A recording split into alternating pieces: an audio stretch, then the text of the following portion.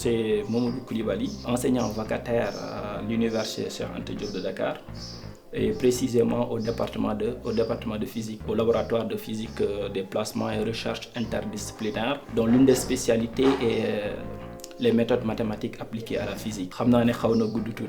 Nous sommes aussi responsables pédagogiques dans une structure et en même temps consultants aussi dans une autre structure. Tey dañu ñëwoon fii pour joxe suñu participation ci Covid 2019 bi. Temps au confinement la ñu nekk te on a constaté que élèves yëpp dans la plupart en fait ñu ci gën a bëri heure bi ñu ngi seeni kër te ñu ci gën a bëri soxla nañ également ay cours yoo xam ne en ligne la war a nekk. Donc ñun à travers notre chaîne YouTube Morphis Pro dañuy apporter suñu participation muy donner des cours en ligne. Alors particulièrement des cours yoo nga xam ne ce sera des cours en mathématiques et en physique et chimie.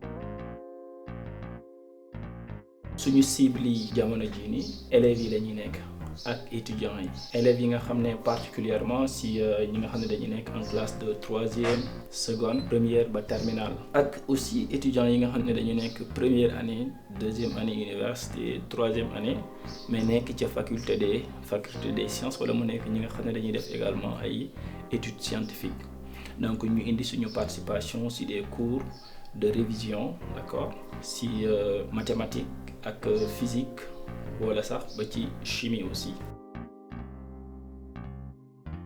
Approche bi ñu ko bëgg a jëlee benn approche boo xam ne la approche bu par thématique la ñu koy def maanaam dañuy jël thème bu ci nekk rek tey selon domaine bi nga xam ne moom la élève bi niveau bi nga xam ne moom la élève bi nekk ak domaine bi nga xam ne moom la ñu war a jël ñu boole ko pour génnee ci li nga xam ne moom la élève bi di soxla. Ma joxe benn exemple rek. Par exemple, vous prenez un élève qui est en classe de troisième. L'élève a besoin, par exemple, mine de rien, à savoir en fait développer, factoriser. Autrement dit, il doit avoir en fait un bon niveau en calcul littéral. Donc, et dafa nekk chapitre boo xam ne day ñëw très souvent ci BFM yëpp. Boo jëlee ku nekk bac par exemple mu jël étude des fonctions, que ce soit les fonctions numériques ou bien nga jël les fonctions ln ou exponentielles. Donc mu nekk loo xam ne aussi chaque jour gis nañ ne chaque année dafay ñëw ci baccalauréat. Boo demee que ci PC aussi noonu ngay gisee la même chose ak hydrocarbures yi ñi nga xam ne ñoo nekk ci classe de troisième xam nañ bu baax. Ak également optique, les lentilles, l'explication, la construction des lentilles yooyu noonu yëpp c'est assez important pour que élèves yi mën ko maîtriser pour que bu demee baccalauréat bañ a am benn problème. Boo jëlee ku nekk ci BFM bañ a am benn problème boo jëlee ku nekk ci baccalauréat boo xoolee en physique pas mal de choses vont venir ici mel ni par exemple dynamique ak étude des mouvements, réaction nucléaire ak RLC. Donc yooyu yëpp xam nañ ne élèves yi soxla nañ ko bu baax a baax ba jëm ba ci chimie ba comme la cinétique chimique, d'accord.